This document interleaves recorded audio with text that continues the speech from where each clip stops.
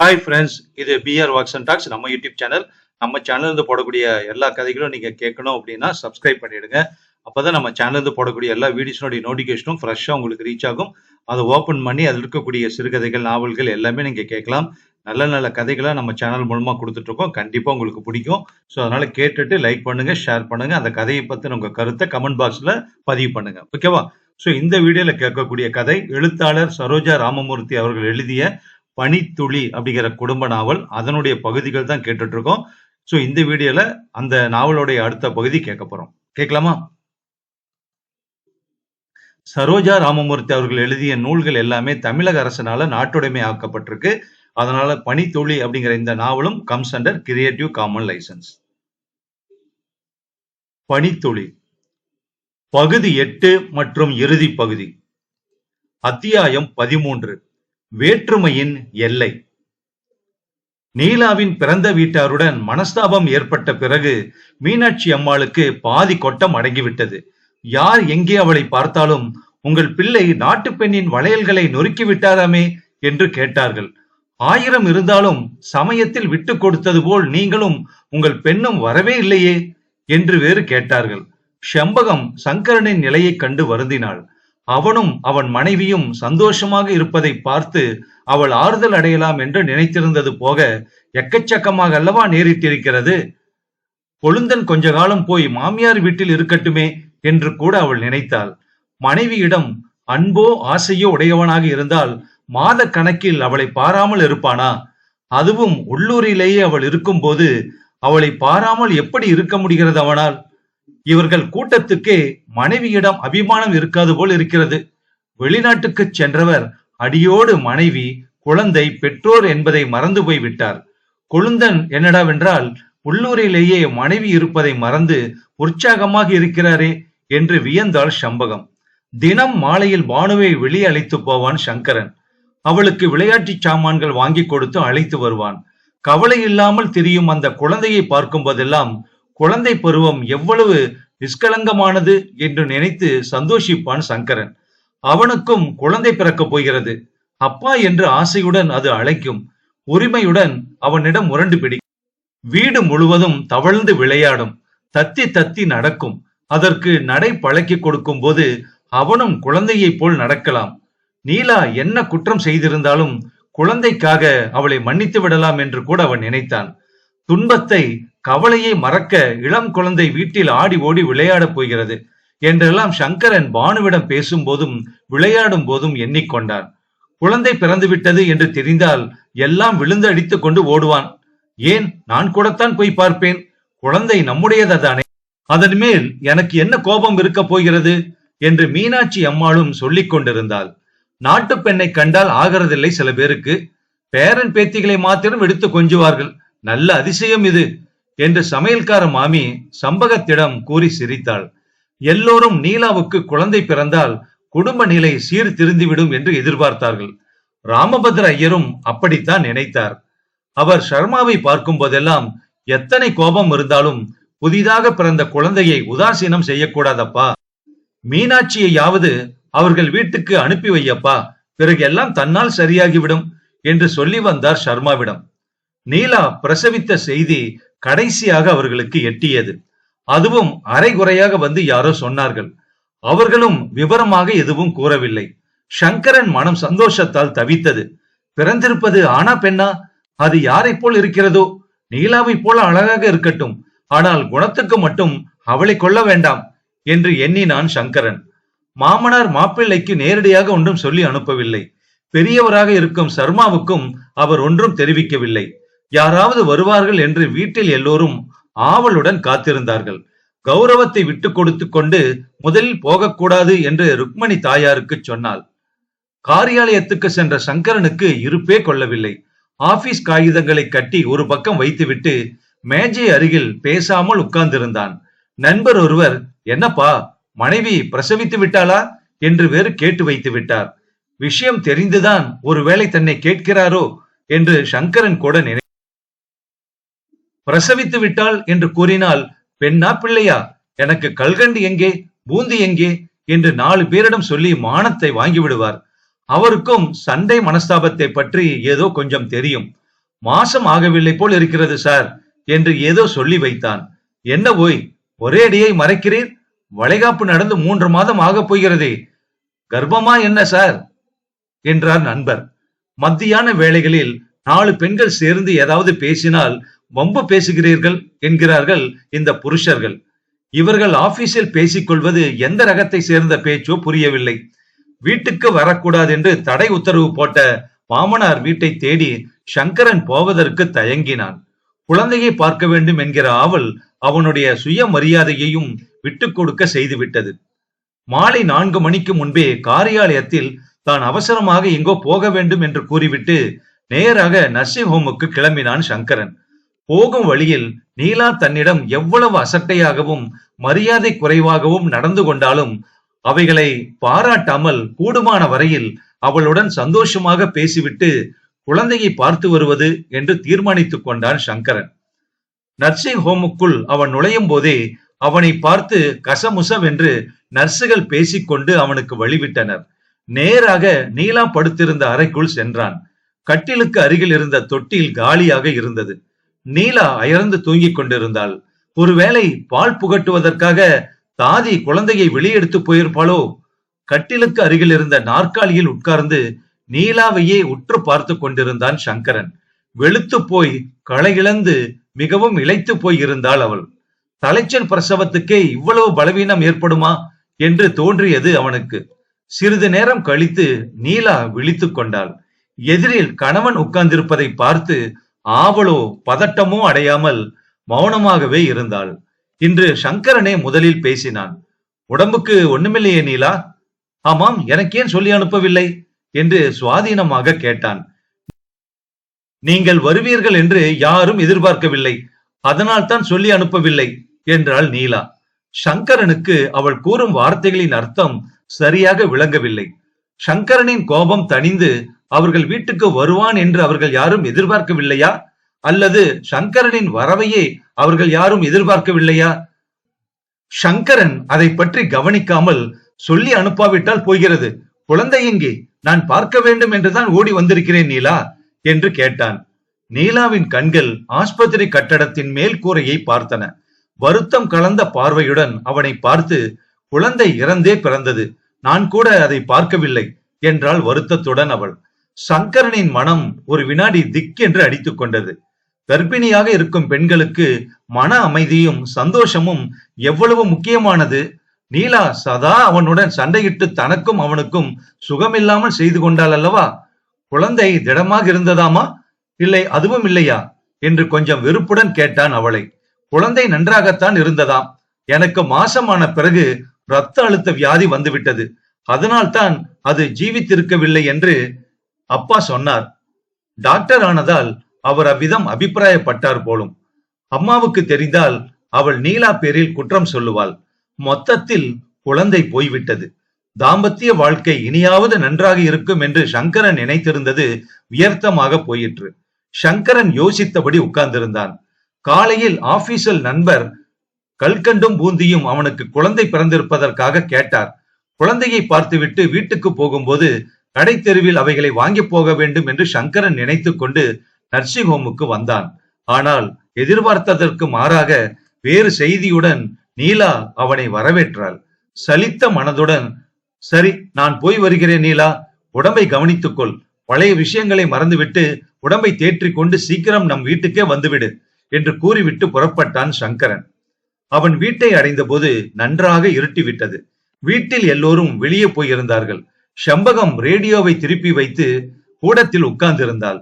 ரேடியோவில் இருந்து யாரோ தீங்குரலில் ஆடி நடந்திடவே யசோதை ஆனந்தம் கொண்டாளாம், ஆளியும் சங்கமுமாய் யசோதை அடித்தடம் கண்டாளாம் என்று பாடிக்கொண்டிருந்தார்கள்.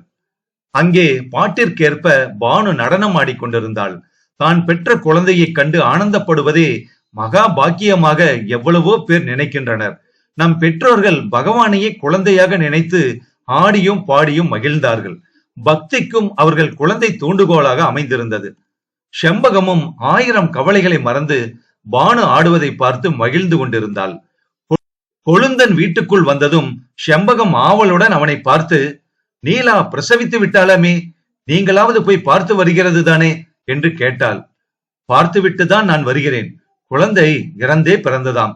நம்முடைய அதிர்ஷ்டம் அவ்வளவுதான் என்று கூறிவிட்டு அங்கிருந்த நாற்காலியில் உட்கார்ந்தான் சங்கரன் வருத்தத்தோடு.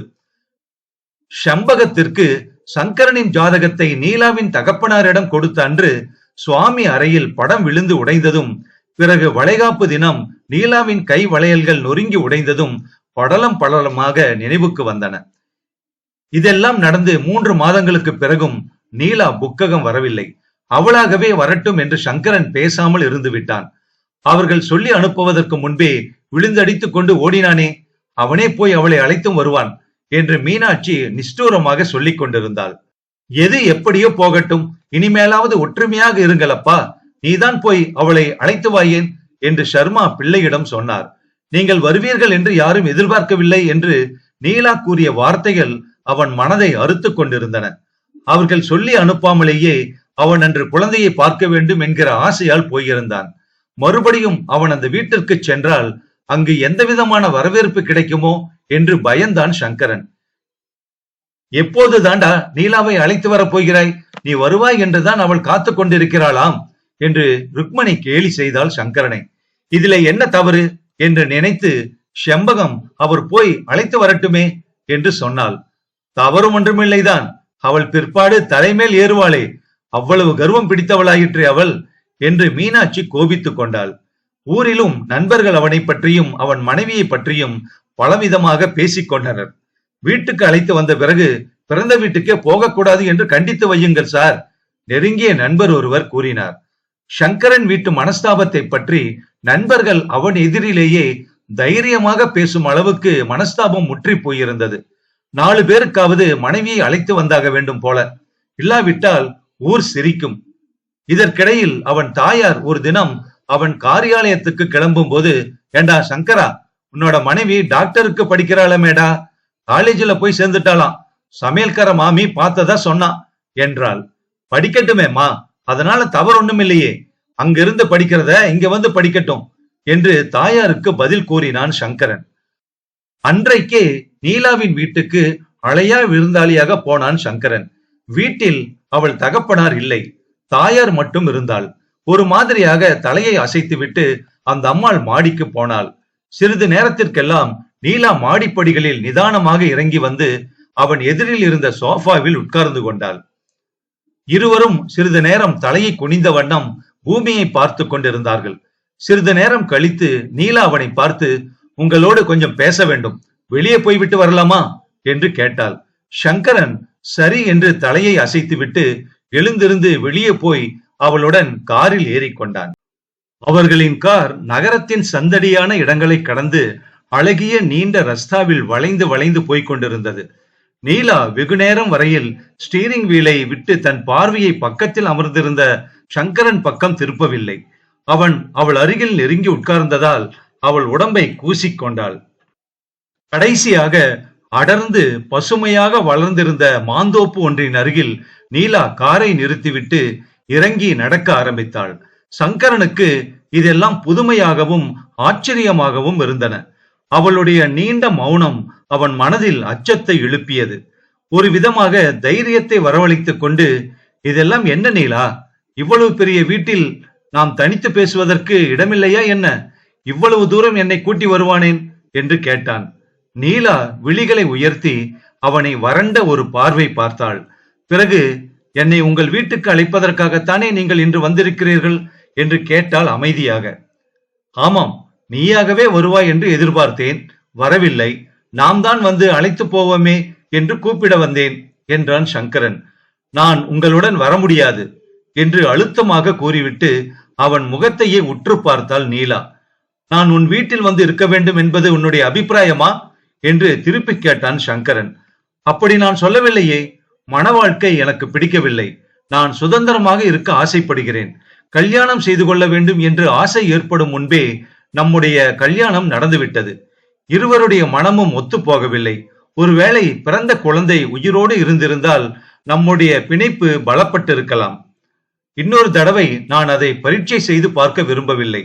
நான் டாக்டருக்கு படிக்க காலேஜில் சேர்ந்திருக்கிறேன் என்பது உங்களுக்கு தெரிந்திருக்கலாம். கல்யாணத்திற்கு முன்பே என் அபிப்பிராயம் அவ்விதம்தான் இருந்தது. நீங்கள் உங்கள் மனதுக்கு பிடித்த பெண்ணாக பார்த்து கல்யாணம் பண்ணிக் கொள்ளுங்கள். எனக்கு ஒன்றும் ஆட்சேபனை இல்லை. உங்கள் சந்தோஷமான வாழ்க்கையில் நான் தலையிட மாட்டேன் என்றாள் நீலா. நீலா கூறியதை கேட்டதும் சங்கரனின் மனம் வியப்பாலும் ஆச்சரியத்தாலும் தடுமாறியது. நீலா என்ன சொல்கிறாள் என்பதே சற்று அவனுக்கு புரியவில்லை. அவன் கேட்பது உண்மையா அல்லது பிரமையா என்பதும் விளங்கவில்லை. மனைவி அழகாக இல்லை, படித்தவளாக இல்லை என்றெல்லாம் காரணங்கள் கூறி கணவன்மார்கள் மனைவிகளை ஒதுக்கி வைத்தார்கள். ஆனால் நீலா அவனை ஒதுக்கி வைக்கிறாள். எனக்கும் உங்களுக்கும் ஒத்து வராது என்று கூறுகிறாள். நான் டாக்டருக்கு படித்து பல ஆராய்ச்சிகளை செய்ய ஆசைப்படுகிறேன் என்று கூறுகிறாள். சங்கரன் குழம்பிய மனதுடன் நீலாவை பார்த்தான். பிறகு தடுமாறும் குரலில், நீலா, கல்யாணத்தை ஆயிரங்காலத்து பயிருக்கு நம் முன்னோர்கள் ஒப்பிட்டிருக்கிறார்கள். அதன்படி யோசித்தே எதையும் செய்து வந்தார்கள். பெரியோர்களால் நிச்சயிக்கப்பட்டு நடந்த நம் கல்யாண பந்தத்தை நீ இவ்வளவு சீக்கிரம் தகர்த்துவிட முயலுவது சரி என்று எனக்கு புலப்படவில்லை. உன் பெற்றோரை கேட்டாயா? அவர்கள் என்ன சொன்னார்கள்? அவர்கள் அபிப்பிராயம் என்ன என்று எனக்கு தெரிய வேண்டாமா என்று கேட்டான் சங்கரன். நீலாவின் முகத்தில் சலனம் ஏதும் ஏற்படவில்லை. வைராக்கியத்தின் எல்லை கோட்டிலே நிற்கும் ஞானியின் முகத்தை போல் அது அவ்வளவு தெளிவாக இல்லாவிட்டாலும் உணர்ச்சியற்ற முகமாக காட்சியளித்தது. கணவன் என்றோ காதலன் என்றோ எந்த விதமான உணர்ச்சிகளையும் அந்த முகம் காட்டவில்லை. ஆசை கணவனை கண்டதும் அகமும் முகமும் மலர வரவேற்கும் அன்பு மனைவியின் முகபாவம் எதுவும் அந்த முகத்தில் காணப்படவில்லை. காதலனின் பெயரை கேட்ட மாத்திரத்தில் மனதில் எழும் இன்ப நினைவுகளால் பொங்கி பூரிக்கும் காதலியின் எழில் ததும்பும் முகபாவத்தையும் நீலாவின் முகம் காட்டவில்லை. உனக்கும் எனக்கும் உறவு உண்டு என்பதே உண்மைதானா? அந்த உறவின் பிடிப்புக்குள் நாம் சிக்கித்தான் தவிக்க வேண்டுமா என்பது போல நீலா நின்று கொண்டிருந்தாள். கணவன் மனைவி என்கிற உறவில் ஏற்படும் அன்பில் சிக்கி தவிப்பது ஒரு விதமான பந்தம்.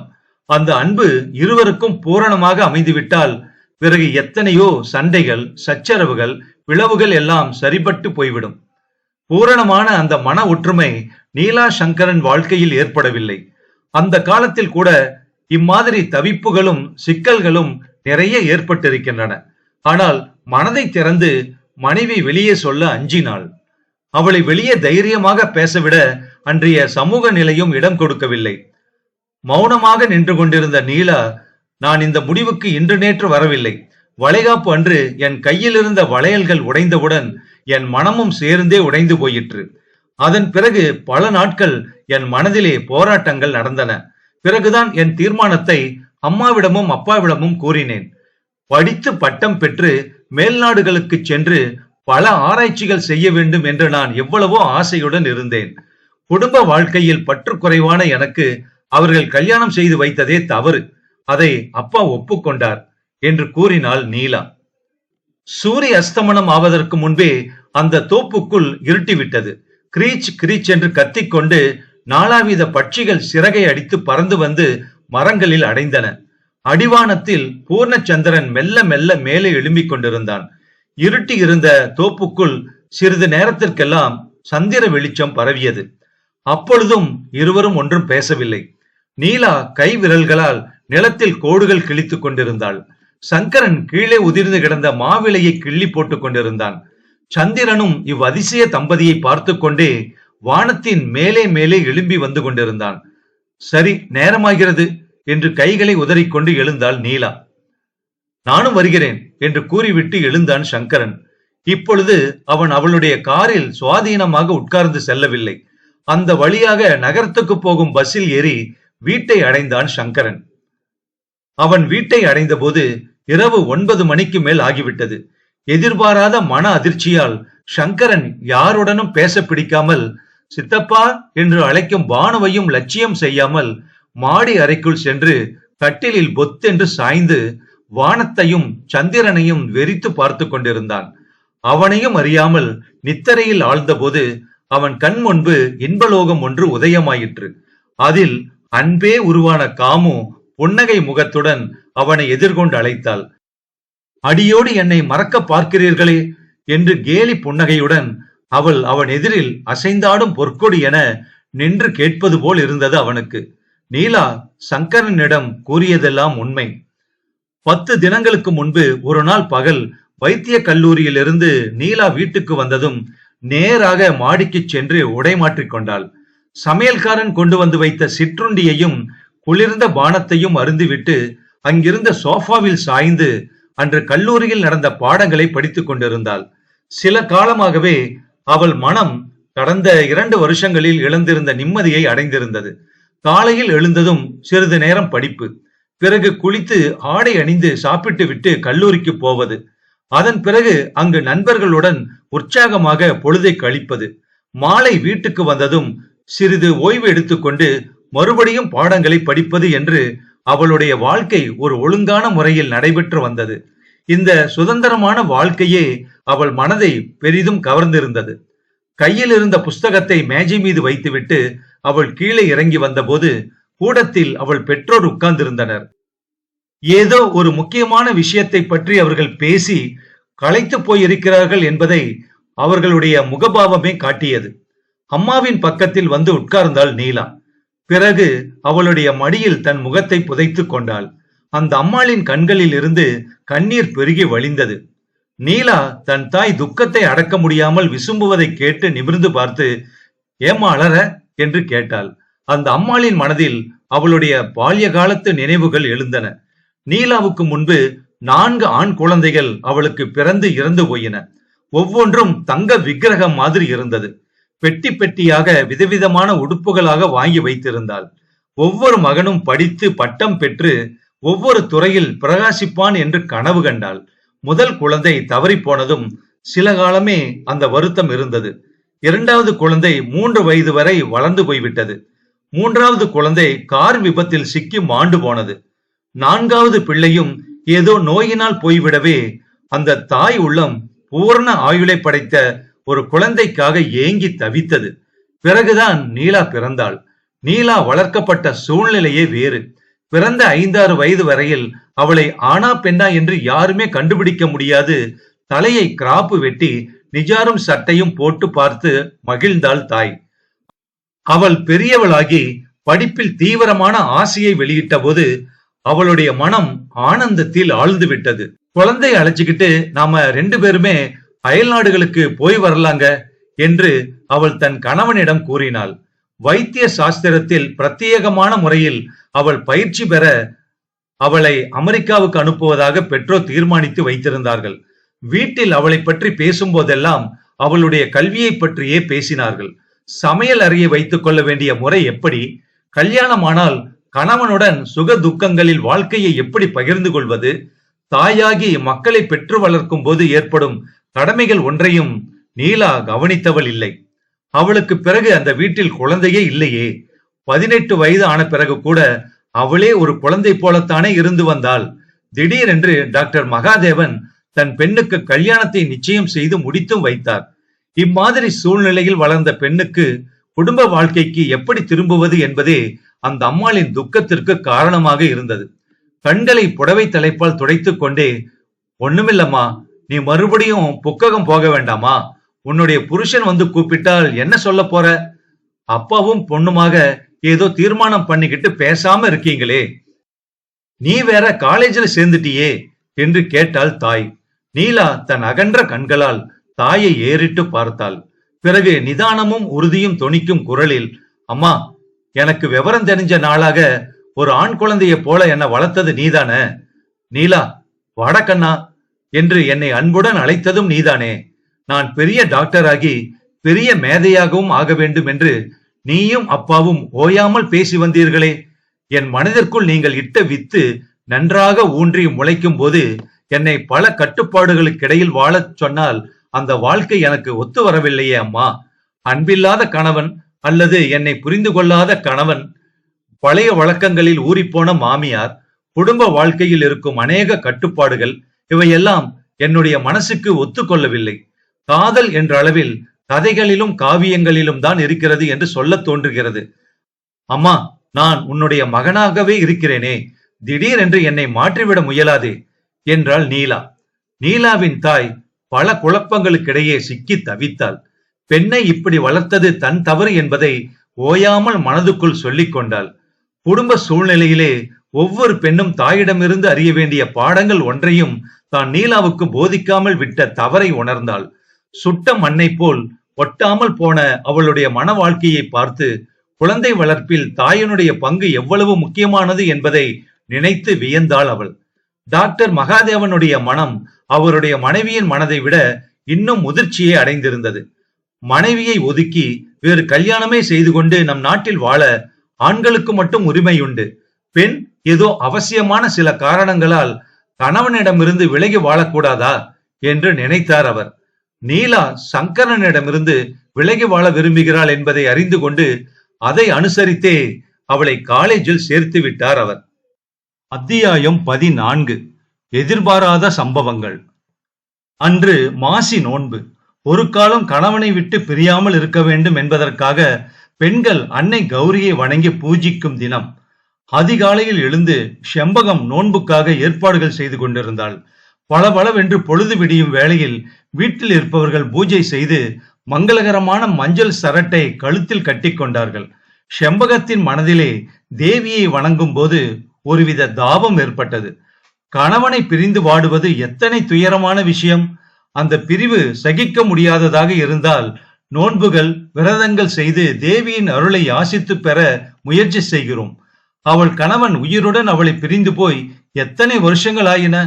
இனிமேல் வாழ்க்கையில் அவனுடன் அவள் சேர்ந்து வாழப் போகிறாளா என்றெல்லாம் கேள்விகள் எழுந்து சுடு சரமாக அவள் இதயத்தை பொசிக்கின.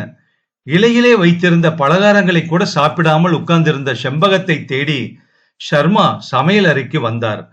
பணிவும் அடக்கமும் உருவான செம்பகம் அவரை கண்டதும் மரியாதையுடன் எழுந்து நின்றாள். அம்மா செம்பகம், உன்னுடைய பேருக்கு ஒரு கடிதம் வந்திருக்கு. உன்னுடைய புருஷன் தான் எழுதியிருப்பான். எழுத்த பார்த்தா அப்படிதான் இருக்கு. எனக்கும் ஒரு கடிதம் போட்டிருக்கான் என்று கூறிவிட்டு அவளிடம் ஒரு கடிதத்தை கொடுத்து விட்டு போனார். செம்பகம் அவசரமாக எழுந்து தன் அறைக்குள் சென்று கடிதத்தை பிரித்து வாசிக்க ஆரம்பித்தாள். அன்புள்ள செம்பகத்துக்கு ஆசீர்வாதம். அன்புக்கும் ஆசைக்கும் அர்த்தம் தெரியாத எனக்கு உன்னை அன்புள்ள செம்பகம் என்று அழைக்கவே தயக்கமாக இருக்கிறது. உன்னுடைய நலனையோ நம்முடைய குழந்தையின் நலனையோ இத்தனை வருஷங்களாக அறிந்து கொள்ளாமல் இருந்த என்னை மன்னித்து விடு. இதுவரையில் படித்தவுடன் கண்களில் நீர் வழிய தன் மனதுக்குள் மன்னிப்பா, அதெல்லாம் எதுக்குங்க? கணவன் என்று கைப்பிடித்த நாளாய் யாருடைய அன்பை சதம் என்று நம்பி இருக்கிறேனோ அந்த அன்பர் என்னை நினைவு வைத்துக் கொண்டிருக்கிறார் என்பது ஒன்றே போதாதா என்று எண்ணினாள் செம்பகம். பிறகு மேலும் தொடர்ந்து படிக்க ஆரம்பித்தாள். நான் சீக்கிரமே தாய்நாடு திரும்புகிறேன். மனிதன் மனதை அடக்க தெரியாததாலும் சந்தர்ப்ப கோளாறுகளாலும் வாழ்க்கையில் நெறி தவறி விடுவது சகஜம்தான். பகவானே தன்னுடைய அவதாரங்களுக்கு தகுந்தபடி தர்மங்களை அனுசரித்ததாக நாம் கதைகளில் படிக்கிறோம். இங்கே என்னுடன் வாழ்ந்த பெண் என்னை விவாகரத்து செய்து விட்டாள். இந்த நாட்டில் அதற்கெல்லாம் அவசியமான காரணங்கள் தேவையில்லை. ஒரே கலாச்சாரங்களை அனுஷ்டிக்கும் தம்பதிகளில் சிலர் நம் நாட்டில் ஒத்து வாழ முடியாமல் சண்டையும் பூசலுமாக வாழ்க்கை நடத்துவது உனக்கு தெரியும். ஆகவே வெவ்வேறு பழக்க வழக்கங்களில் ஊறிப்போன எங்களுக்குள் நாளுக்கு நாள் அபிப்பிராய பேதம்தான் அதிகமாயின. முடிவில் அவளும் நானும் விலகிவிட்டோம். இது இங்கே சர்வ சகஜமான நிகழ்ச்சி. இதனால் எங்கள் இருவர் மனதிலும் வருத்தமோ அனுதாபமோ எதுவும் எழவில்லை. செம்பகா, நான் பிறந்து வளர்ந்து பெரியவனாகி உன்னை கைப்பிடித்த பொன்னாட்டை தேடி வருகிறேன். பூ போன்ற உன் மனதை எவ்வளவோ நோக வைத்து விட்டேன். அழகே உருவான உன்னுடைய கண்கள் கண்ணீரை ஆறாக பெருக்க நான் காரணமாகிவிட்டேன். என்னை நீ எப்படி ஏற்றுக்கொள்வாயோ எனக்கு தெரியவில்லை.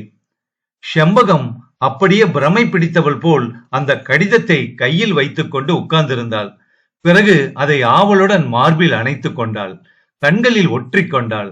குழந்தை பானு அப்பொழுது வீட்டில் இல்லை, பள்ளிக்கூடம் போயிருந்தாள். கண்ணே, உன் அப்பா வருகிறாராமடி உன்னை பார்க்க.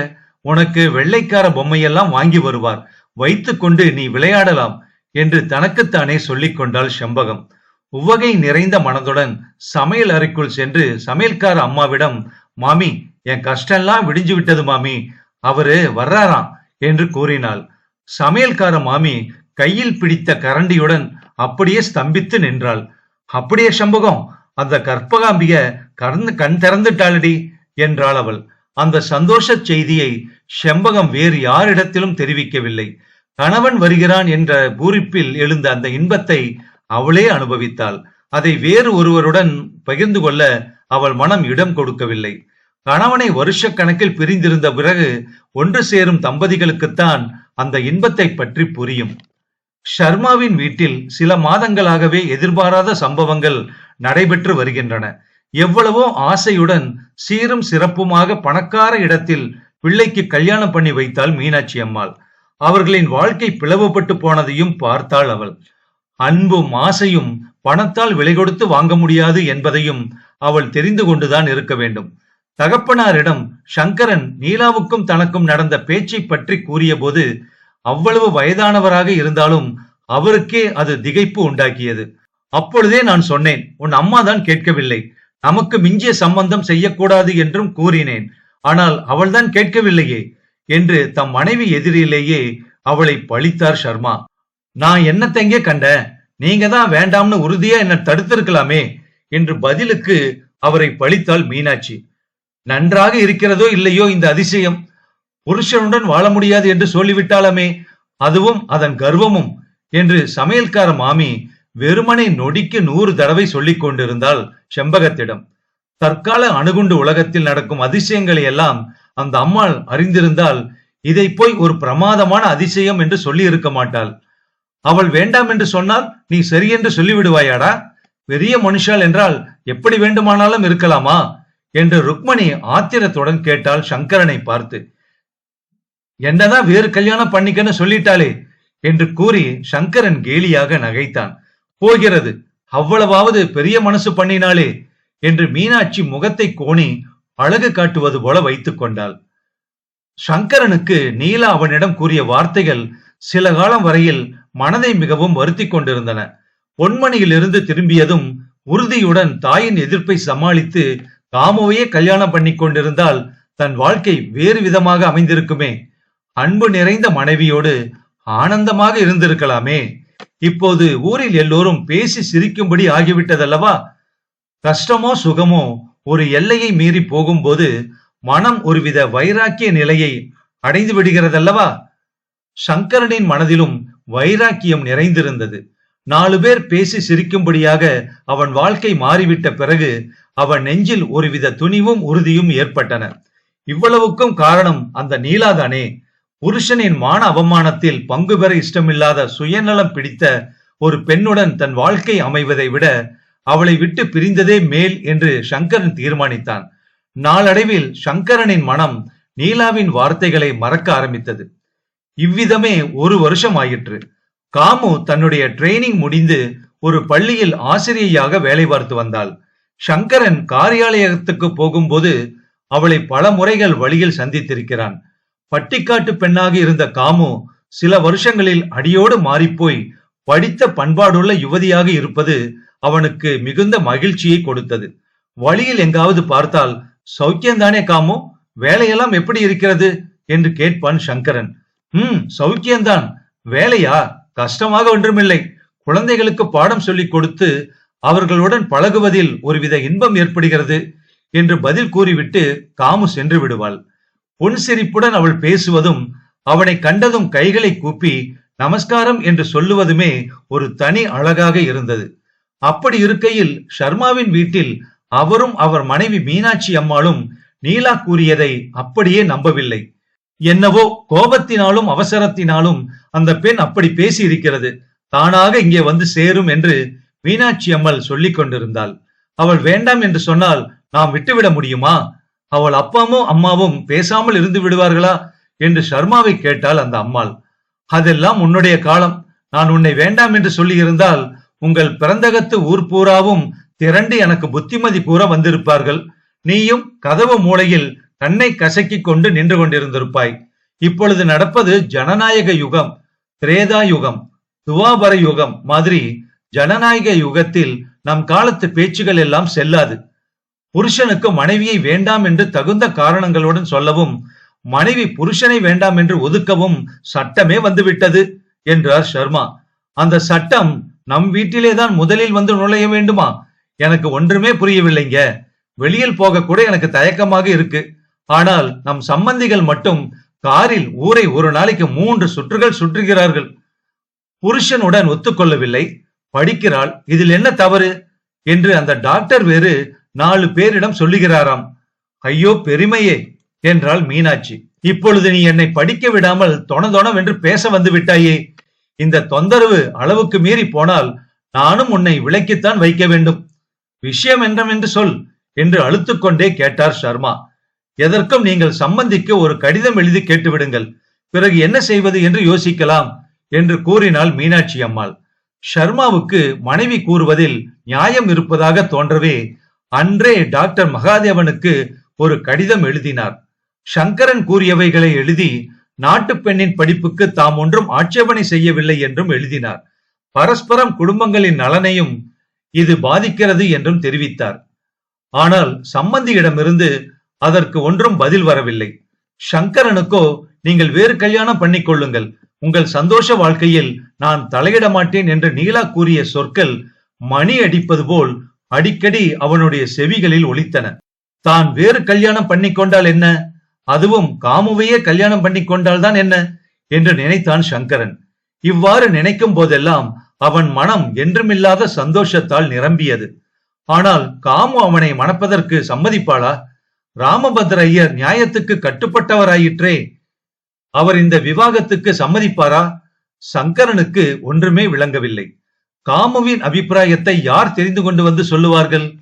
அவன் நியாயத்தை மீறி நடப்பதாக அவளுக்கு தோன்றவில்லை. நீலாவே அவனை வேண்டாம் என்று கூறி ஒதுங்கி போகிறாள். ஆகவே குற்றம் அவனுடையதல்லவே. இந்த எண்ணம் தோன்றிய பிறகு சில தினங்கள் வரையில் சங்கரன் என்ன செய்வது என்று தெரியாமல் திகைத்து கொண்டிருந்தான். பிறகு துணிந்து தகப்பனாரிடம் தன் கருத்தை வெளியிட்டான் அவன். ஷர்மா சந்தோஷத்துடன் அவன் சொல்வதை கேட்டுக்கொண்டார்.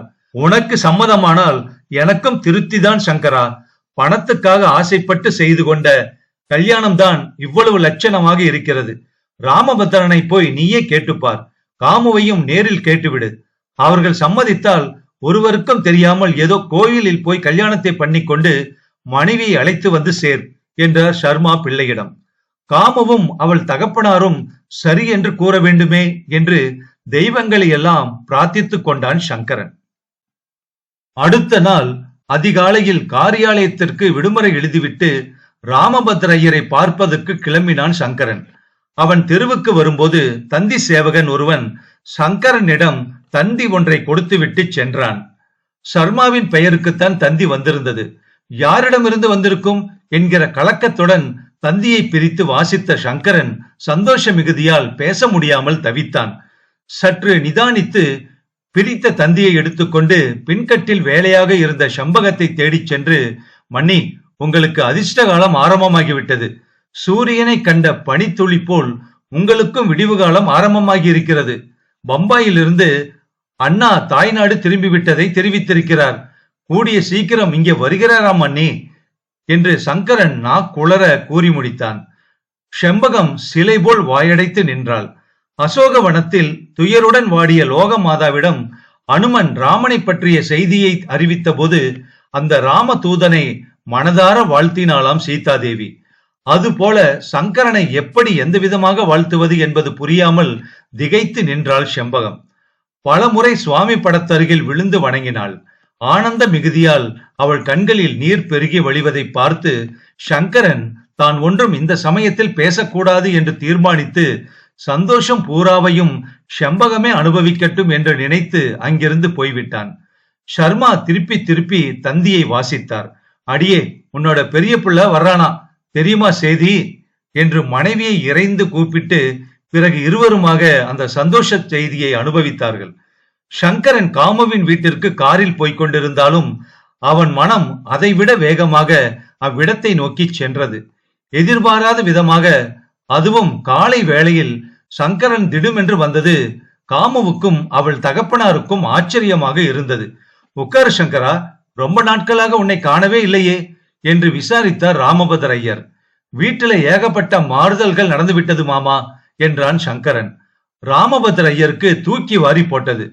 எல்லாரும் சைக்கியந்தானேப்பா, நீலா உங்க வீட்டுக்கு வந்துட்டாளா?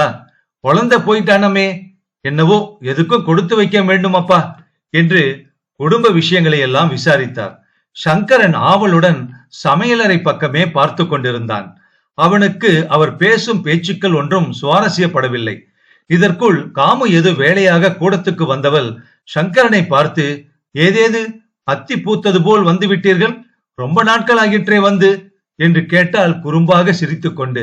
பொன்மணி கிராமத்தில் எந்த சிரிப்பை தன்னுடையதாக ஆக்கிக் கொள்ள வேண்டும் என்று நினைத்திருந்தானோ அதே கபடமற்ற குறும்பு சிரிப்பை இன்று பார்த்து ஆனந்தம் அடைந்தான் சங்கரன். காமு சரேல் என்று சமையல் அறைக்குள் சென்று விட்டாள். மறுபடியும் ராமபத்ரையர் ஏதோ தொணவென்று பேச ஆரம்பித்தார். மாச கணக்கில் பிறந்த வீட்டுல நீலாவை விட்டு வச்சிருக்கிய சங்கரா, அழைச்சுக்கிட்டு வந்துடுறதானே என்று கேட்டார் ராமபத்ரையர். அழைச்சு வர்றதா? இனிமேல் அதெல்லாம் இல்ல மாமா, அவளுக்கும் எனக்கும் ஏற்பட்டிருந்த பந்தம் நீங்கி விட்டது. அவளுக்கு என்னுடன் வாழ்க்கை நடத்துவதற்கு இஷ்டம் இல்லையாம். திரும்ப திரும்ப சண்டையும் பூசலும் தான் ஏற்படுமாம். நான் போய் அவளை அழைத்ததற்கு அவள் கூறிய பதில் இது என்றான் சங்கரன். ராமபத்ர ஐயருக்கு இதெல்லாம் வினோதமாக இருந்தது. காலம் எப்படி தலைகீழாக மாறியிருக்கிறது என்பதை நினைத்து ஆச்சரியப்பட்டார் அவர். அடுப்பங்கரையில் அவசர வேலையில் ஈடுபட்டிருந்த காமு கூட அதை அப்படியே போட்டுவிட்டு ஓடி வந்து கேட்டாள். ஆச்சரியத்தில் அழகிய விழிகள் மலர சங்கரனை விழித்து பார்த்து கொண்டிருந்தாள். அத்தியாயம் 15 மற்றும் இறுதி அத்தியாயம். காமுவின் கல்யாணம். நீலாவா சங்கரனை வேண்டாம் என்கிறாள்? இந்திர பதவியை வேண்டாம் என்றானாம் ஒருவன். அதை போலல்லவா இருக்கிறது இந்த விஷயம். அழகும் படிப்பும் குணமும் நிரம்பிய சங்கரனை மணந்த பாக்கியசாலி அவள் என்று அல்லவா நீலாவை காமு நினைத்திருந்தாள். அந்த பாக்கியம் தனக்கு கிட்டவில்லையே என்று அவள் ஏங்குவது கொஞ்சமா நஞ்சமா? காமுவின் மனம் இவ்விதம் எண்ணமிட்டது. சங்கரன் தான் அங்கு வந்திருக்கும் காரணத்தை கூறி ராமபத்ர ஐயரை எப்படி கேட்பது என்று புரியாமல் விழித்தான். தன்னுடைய மறு விவாகத்தை பற்றி அவராகவே கேட்பாரா என்றும் எதிர்பார்த்தான். ஆனால் பரந்த மனமுடைய ராமபத்ர ஐயர் ஒன்றும் பேசவில்லை. பிறகு நீ என்ன செய்ய போகிறாய் சங்கரா? வயசான காலத்தில் உன் அப்பாவுக்குத்தான் இதெல்லாம் கஷ்டம். மீனாட்சி எப்பொழுதுமே பணத்துக்குத்தான் மதிப்பு கொடுத்து வருகிறாள் அப்பா. செம்பகம் பணக்கார இடத்து பெண்தான், இருந்தாலும் பதவிசாக இல்லையா, பாவம் என்று செம்பகத்துக்காக அனுதாபப்பட்டார் அவர். அவர் செம்பகத்தை பற்றி பேசியதும் சங்கரனுக்கு காலையில் வந்த தந்தியின் நினைவு வந்தது. மாமா, என் மதனிக்கு விடிவு காலம் வந்துவிட்டது மாமா. அண்ணா இன்னும் சில தினங்களில் இங்கே வரப்போவதாக இன்று காலையில் தந்தி வந்தது என்று கூறினான். அப்படியா? ரொம்ப சந்தோஷம் சங்கரா. அந்த பெண்ணின் பொறுமைக்கு பலன் இல்லாமல் போகுமா? அதிர்ந்து ஒரு வார்த்தை பேச மாட்டாளே சம்பகம் என்று அவள் குணத்தை புகழ்ந்து பேசினார் ராமபத்ர ஐயர். மறுபடியும் சங்கரனுக்கு இக்கட்டான நிலைமை ஏற்பட்டது. காமுவை எனக்கு கல்யாணம் பண்ணி தருகிறீர்களா என்று அவன் எப்படி கேட்க முடியும்? ஏற்கனவே அவன் வார்த்தைக்குத்தான் மதிப்பு குறைந்து விட்டதே. சரி, வருகிறேன் மாமா. இன்றோ நாளையோ அப்பா வந்து உங்களை பார்க்க வேண்டும் என்று சொல்லிக் கொண்டிருக்கிறார் என்று கூறிவிட்டு புறப்பட்டான் சங்கரன். மூத்த பிள்ளை ஊரில் இருந்து வரப்போகிறான் என்று கடிதம் வந்ததும் சர்மா அவனை வரவேற்பதற்கு ஆயத்தம் செய்ய ஆரம்பித்தார். அவர் அடிக்கடி வெளியில் போவதும் தம் அறையில் உட்கார்ந்து யாருடனோ பேசுவதும் மீனாட்சி அம்மாளுக்கு ஒன்றுமே புரியவில்லை. என்றும் போலவே செம்பகம் நடந்து கொண்டாள். அவளுடைய மனதில் பொங்கி ததும்பும் மகிழ்ச்சியை அவள் ஒவ்வொரு பேச்சும் செய்கையும் காட்டிக் கொண்டிருந்தன. ஆனால் சிறிதாவது கர்வமோ அகம்பாவமோ அவளிடத்தில் காணப்படவில்லை. அளவுக்கு மீறிய கஷ்டங்களினாலும் சோதனைகளினாலும் அவள் மனம் பக்குவம் அடைந்திருந்தது. வழக்கம் போல் அவள் சர்மாவின் அறைக்குள் சென்று அவருடைய புஸ்தக அலமாரியை ஒழித்து சுத்தம் செய்து அவைகளை ஒழுங்காக அடுக்கிக் கொண்டிருந்தாள். வெளியே போயிருந்த சர்மா வீடு திரும்பியதும் நேராக சமையல் அறைக்குள் சென்று செம்பகத்தை தேடினார். பிறகு வாசலில் தன் அறைக்குள் அவள் இருப்பது தெரியவே அங்கு வந்தார். கருமமே கண்ணாயினார் என்கிறபடி செம்பகத்தின் உள்ளம் தன்னுடைய கடமைகளில் இருந்து நழுவாமல் இருப்பதை பார்த்து சர்மா உளம் கனிந்தார். இன்றோ நாளையோ புருஷன் ஊரில் இருந்து வரப்போகிறான். மேல்நாட்டில் படித்து பட்டம் பெற்றவன். இங்கே வந்த பிறகும் ஆயிரக்கணக்கில் சம்பாதிக்கும் திறமை உள்ளவன். ஒரு தரம் பிழை செய்து அதிலிருந்து மீண்டு புது வாழ்வை நாடி வருகிறான். கணவன் வரப்போகிறான். தன்னுடைய கஷ்டகாலத்துக்கு விடிவு ஏற்பட்டு விட்டது. இனிமேல் இந்த மனிதர்களின் தயவு நமக்கெதற்கு என்று அவள் இருமார்ந்து விடவில்லை. காலையில் சர்மா குளிக்கும் வெந்நீரில் இருந்து இரவு அவர் சாப்பிடும் பால் வரையில் ஆக வேண்டியதை எல்லாம் கவனித்துக் கொண்டுதான் செய்கிறாள். பெரியவர்களுக்கு தொண்டு செய்யும் பண்பு அவள் உள்ளத்தில் புதைந்து விட்டது. நாளை கணவன் வந்த பிறகும் செம்பகம் மாறமாட்டாள். உள்ளம் நெகிழ்ந்ததால் கண்களில் துளித்த நீரை துடைத்துக் கொண்டே சர்மா, அம்மா செம்பகம், உனக்கென்று மாம்பழத்தில் ஒரு வீடு வாங்கிவிட்டேன். அவன் வந்தால் நீ அங்கேதான் உன் குடும்பத்தை நடத்த ஆரம்பிக்கலாம் என்றார் அவர். பெரியவர் சொல்வதை கேட்டு செம்பகம் பேசாமல் நின்றாள். நீயும் அவனும் இனிமேல் தனியாகத்தான் இருக்க வேண்டும்.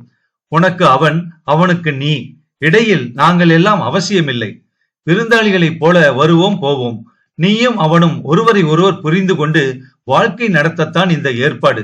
அதோடு உனக்கு சோதனைகள் ஆரம்பமான இந்த வீட்டில் இருந்து உன் மன நிம்மதியை மேலும் குறைத்துக் கொள்ள வேண்டாமே என்றார் சர்மா.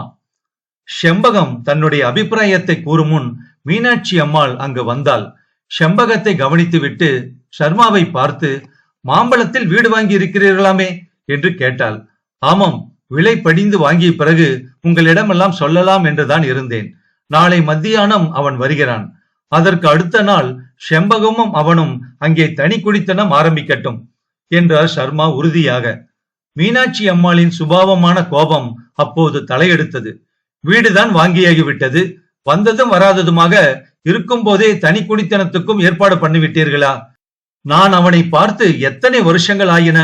அவனோடு எவ்வளவோ பேச வேண்டும் என்று எனக்கு ஆசையாக இருக்காதா என்றால் மீனாட்சி அம்மாள் தாய்மை மனதுடன். ஆசையாக இருந்தால் அவன் வீட்டிலே போய் பேசுகிறது. உன்னை அங்கே போகக்கூடாது என்று நான் சொல்லவில்லையே, அதுவும் உன் வீடுதானே என்று சாந்தமாகவே பேசினார் சர்மா. ஆமாம், எல்லாம் என்னுடையதுதான், பேசுவீர்கள் இப்படி. அப்படி என்றால் ஒன்றாக எல்லோரும் இருந்துவிட்டு போகிறோமே, எதற்காக பிரித்து வைக்கிறீர்கள் என்று மீனாட்சி அம்மாள் கேட்டவுடன் ஷர்மா சிரித்தார். பிறகு அலட்சியம் நிறைந்த குரலில், ஒன்றாக இருப்பதா?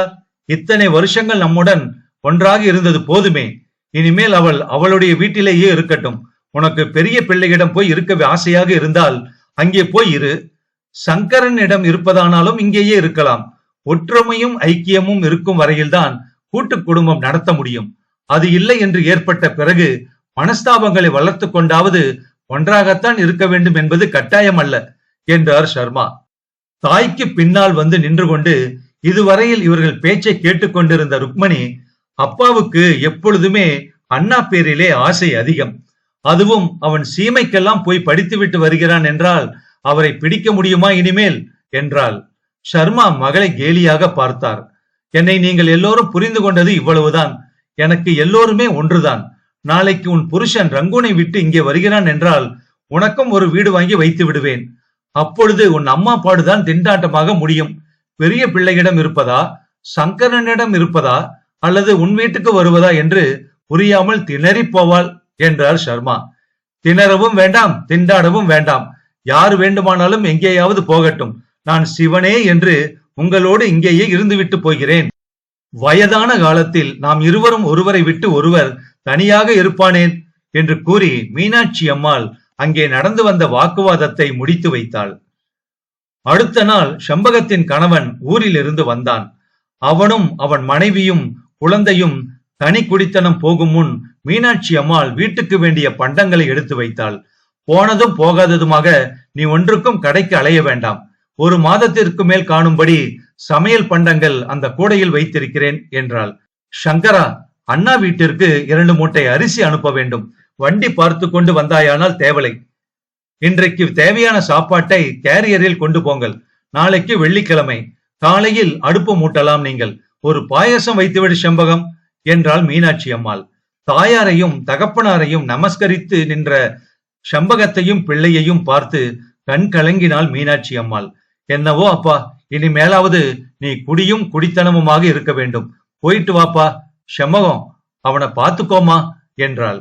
போய் பேயாக இருந்தாலும் தாய் என்பார்கள். தாயின் அன்புக்கு முன் அவளுடைய கொடுமைகள், துர்குணங்கள் எல்லாம் மறைந்து போயின. நாட்டு பெண்ணின் அதிர்ஷ்டத்தினால்தான் தன் பிள்ளை தங்களை விட்டு போய்விட்டான் என்று தன் வெறுப்பை செம்பகத்தின் மீது காட்டி வந்தாள் மீனாட்சி அம்மாள். இது ஒரு விதமான அறியாமை என்றுதான் சொல்ல வேண்டும்.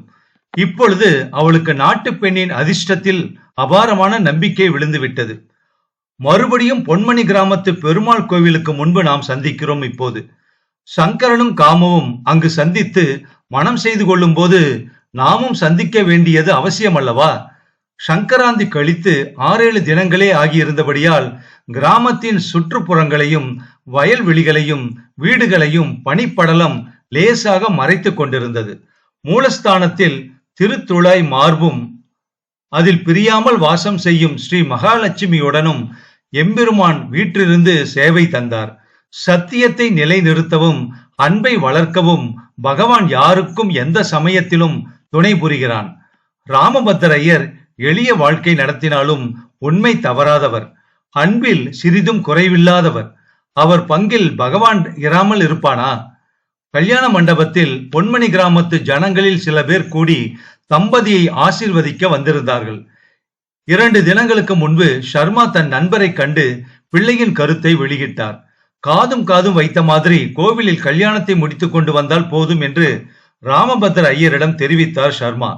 இந்த விஷயத்தை ராமபத்ர ஐயர் காமுவிடம் தெரிவித்த போது காமுவுக்கு ஒன்றுமே புரியவில்லை. கனவு காண்கிறோமா என்று நினைத்தாள் அவள். அன்று விடியற்காலம் கண்டதுதான் கனவு, இது நிஜம் என்று தீர்மானித்துக் கொண்டாள் காமு. விடியற்காலம் சுமார் 4 மணிக்கு காமு ஒரு சுப சொப்பனம் கண்டாள். சுடர்விடும் குத்து விளக்கின் ஜோதியிலிருந்து அழகிய பெண்ணொருத்தி எழுந்து காமுவை நோக்கி வந்தாள். அவள் கையில் அழகிய செந்தாமரை மலர் இருந்தது. இந்தா, இதை வாங்கிக்கொள் என்று கை நீட்டி அவளிடம் கொடுத்தாள். மலர்ந்த மலர்மங்கை. ஆஹா, அந்த மலரின் சௌந்தரியம்தான் எப்படிப்பட்டது! அதையே உற்று பார்த்து ஆனந்தம் அடைந்தாள் காமு. இதை இப்போதே கொண்டு போய் சங்கரன் வசம் கொடுத்துவிட்டு வர வேண்டும் என்று சொப்பனத்தில் கூட அவள் மனம் எண்ணியது. மலரை கையில் வைத்து அதன் அழகில் ஈடுபட்டிருக்கும் போது மலர் மங்கை அப்படியே மறைந்து போனாள். கண்களை கசக்கிக் கொண்டு காமு எழுந்தவுடன் தகப்பனாரிடம் இந்த சொப்பனத்தை பற்றி கூறினாள். அவரும் இது ஏதோ நல் விளைவுக்காக ஏற்பட்டது என்று கூறினார். அன்று பகல்தான் சர்மா ராமபத்ர ஐயரின் வீட்டை தேடி வந்தார். அவரை கல்யாணத்துக்கு சம்மதிக்கவும் வைத்தார். அடுத்த நாள் காலை பொன்மணி கிராமத்தின் பெருமாள் கோவிலில் காமுவும் சங்கரனும் சந்தித்தனர். தெய்வ சன்னிதானத்தில் ஆடம்பரமில்லாமல் காமுவின் கரம் பிடித்தான் சங்கரன்.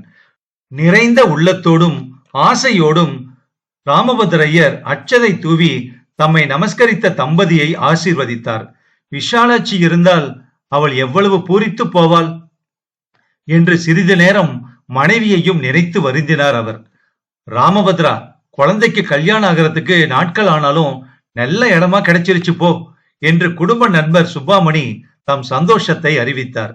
எல்லாம் அவன் கிருபையப்பா என்று மூலஸ்தானத்தில் இருக்கும் பகவானை சுட்டிக்காட்டி கும்பிட்டார் ராமபத்ரையர்.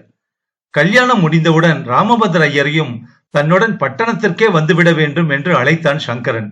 எளிய வாழ்க்கையில் பற்றுடைய அவர் பொன்மணியிலேயே இருப்பதாக கூறிவிட்டார். தகப்பனாரை பிரிந்து செல்லும் காமு அன்று சகுந்தலை கணவர் ஆசிரமத்தில் அடைந்த துயரை அடைந்தாள். சீதை கனகரை பிரிந்த போது ஏற்பட்ட துயரம் காமுவுக்கும் ஏற்பட்டது. அப்பா என்று கண்ணீர் பெருக அவர் தோளில் முகத்தை புதைத்து தேம்பினாள் காமு. நீங்கள் எங்களோட வந்து விடுங்கள் அப்பா, உங்களை யார் கவனிப்பார்கள் என்று குழந்தை போல் அவர் கைகளை பற்றி அழைத்தாள். அம்மா, புக்ககம் உன்னுடைய வீடு, என்னுடையது அல்ல.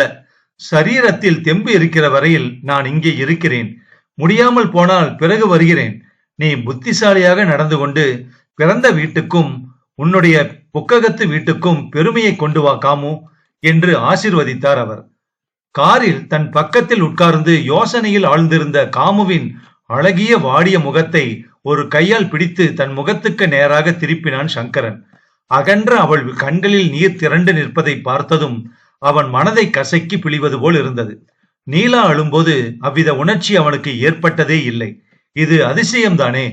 காமு, அப்பாவை விட்டு வந்திருக்கிறோமே என்று வருந்துகிறாயா? ஒவ்வொரு விடுமுறை நாளிலும் உன்னை பொன்மணிக்கு அழைத்து வருகிறேன். எங்கே என்னை பார்த்து சிரிக்க வேண்டும் என்று கொஞ்சினான் சங்கரன். முத்து போன்ற தன் பற்கள் தெரிய இளநகை புரிந்த காமுவை சங்கரன் வைத்த கண் வாங்காமல் பார்த்து கொண்டே வந்தான். தூரத்தில் பொன்மணி கிராமம் மறைந்து கொண்டே வந்தது. சாலையில் இரு பக்கங்களிலும் இருந்த வயல்களில் பயிர்கள் மீது பனித்துளிகள் சிதறி ஜொலித்துக் கொண்டிருந்தன. கிழக்கே சூரியன் உதயமாகி மேலே எழும்பி வந்ததும் அந்த பனித்துளிகள் இருந்த இடம் தெரியாமல் மறைந்து போயின. வாழ்க்கையில் ஏற்படும் கஷ்டங்களும் பகவானின் அருளின் முன்பு பனித்துளிக்கு சமானம்தான் என்று காமு சங்கரன் இருவரும் புரிந்து கொண்டார்கள். சரோஜா ராமமூர்த்தி அவர்கள் எழுதிய பனித்துளி நாவல் முற்றும். இந்த கதை சம்பந்தமான ஒரு 3 விஷயத்த உங்களோட ஷேர் பண்ணணும்னு நினைக்கிறேன். ரொம்ப சுருக்கமா சொல்லிடுறேன், ரொம்ப நேரம் எடுத்துக்கல. என்ன விஷயம் அப்படின்னா, அந்த காலத்துல, அதாவது இந்த கதை எழுதின 1956 57லயே ஒரு பொண்ணு வந்து தைரியமா வெளியில தனக்கு இந்த கணவன் பிடிக்கல, அவனோட வாழ்றதுக்கு எனக்கு இஷ்டம் இல்ல, அதனால அவங்கிட்ட இருந்து நான் பிரியறேன்னு வாய் வார்த்தையிலேயே சொல்லி பிரியற மாதிரியான ஒரு சூழ்நிலை வந்திருக்கு. அப்பவே அதை பத்தி சொல்றாங்க. இப்ப இன்னைக்கு காலமே மாறிடுச்சுங்கிறது. அப்ப அதுக்கு முன்னால இன்னும் எப்படி இருந்திருக்கும்? அப்ப 1940 30ல எல்லாம் எப்படி இருந்திருக்கும்? இன்னைக்கு சூழ்நிலை வேற மாதிரி இருக்கு. ஒண்ணு. 2வது விஷயம் என்ன அப்படின்னா, அந்த காலத்துல வந்து கணவன் வந்து எவ்வளவோ தவறு செஞ்சாலும் வேறொரு பொண்ணோட வாழ்ந்துட்டு வந்தா கூட மனைவி வந்து அதையெல்லாம் கவலைப்படாம கணவன் தன்னோட வாழ்ந்தா போதும் அப்படிங்கிற மாதிரி நிலைமையில அந்த கணவனை ஏத்துக்கிட்டு வாழ்ந்திருக்காங்க. அது மாதிரி சூழ்நிலைகள் அப்ப இருந்திருக்கு. அதுக்குதான் அப்பெல்லாம் சொல்லியிருப்பாங்க இல்லையா, கணவனே கண்கண்ட தெய்வம், கல்லானாலும் கணவன் அப்படிங்கிற மாதிரி எல்லாம் அந்த விஷயங்கள் அதனாலதான் ஏற்பட்டிருக்குமோ அப்படின்னு நினைக்க தோணுது. 3வது விஷயம் என்ன அப்படின்னா, தன்னை காதலித்த, அதனால தன் மனசுல ஒரு சலனத்தை ஏற்படுத்தின சங்கரனை வந்து அவன் வேறொரு கல்யாணம் பண்ணிக்கிட்டான்னு தெரிஞ்சும் அவனை மனசே நினைச்சிட்டு வேறொரு கல்யாணமே, அந்த கல்யாணத்தை பத்தியே நினைப்பே இல்லாம இருந்தாங்க காமு. அது வரைக்கும் ஓகே தான். ஆனா மனைவியை விட்டு பிரிஞ்சு வந்து தன்னை கல்யாணம் பண்ணிக்கிறேன்னு சங்கரன் கேட்டாலும் அந்த பொண்ணு வந்து கல்யாணத்துக்கு ஒத்துக்கிட்டு அவனை கல்யாணம் பண்ணிக்கிட்டா அப்படிங்கறதால வந்து இன்னைக்கு இருக்கிற காலகட்டத்துல அதை நினைச்சே பார்க்க முடியல. ஏன்னா இன்னைக்கு இருக்கக்கூடிய சூழ்நிலையில பெண்கள் ரொம்ப தைரியமா இருக்காங்க. தவறு செய்யக்கூடிய ஆண்களை வந்து கண்டிப்பா மன்னிக்கவே மாட்டாங்க அப்படிங்கிற மாதிரியான ஒரு சூழல் இன்னைக்கு வந்து ஒரு 80-90% இருக்குன்னு சொல்லலாம். சோ இந்த கதை சம்பந்தப்பட்ட உங்க கருத்தை இந்த வீடியோனுடைய கமெண்ட் பாக்ஸ்ல பதிவு பண்ணுங்க. நன்றி. இந்த கதை ஆனந்த விகடன் பத்திரிகையில 1957 வெளியானது. இந்த நாவல் தொடர்கதையாக. நன்றி.